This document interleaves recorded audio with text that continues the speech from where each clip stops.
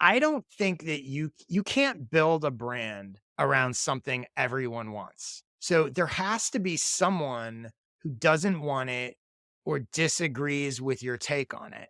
There needs to be a line in the sand because a brand has to be for someone, not everyone. You can't have a strong brand that everyone likes and everyone agrees with. Even Apple has haters. Nike, there are things that people don't believe that Nike believes. So reach their potential, fulfill their potential. You will never find anyone that if you ask them, do you want to fulfill their potential, will say no. That's a problem from a brand standpoint. But here are some examples of how you could tweak that where there would be some people that disagree with it, even with the same fulfilling their potential general idea. You could say my brand is for people who believe psychology is the key to fulfilling their potential.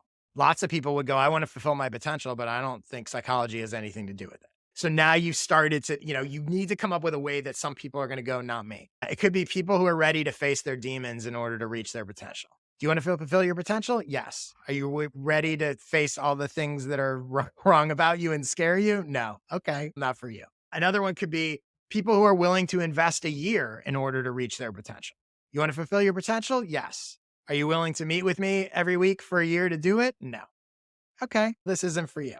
Doesn't mean it has to be, but we're trying to that's how strong brands are built. Perfect for someone, not for everyone. And then the last example, people willing to take a step backwards in order to reach their potential. Oh, you want to reach your potential? Great. Are you willing to take a job that pays less? Are you willing to start over?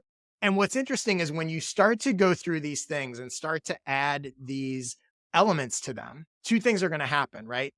Number one, some people are going to self select out and go, that's not what I believe. That's not for me. But the ones who select in are going to be way more excited and energized and connected to your brand. And you could argue, you could make the case that the narrow that is, the more people are on the no side than the yes side of your line in the sand, the stronger your brand has the potential to become.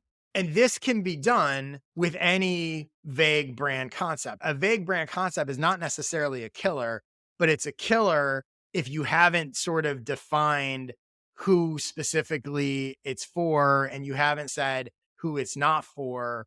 That tension is what drives a brand.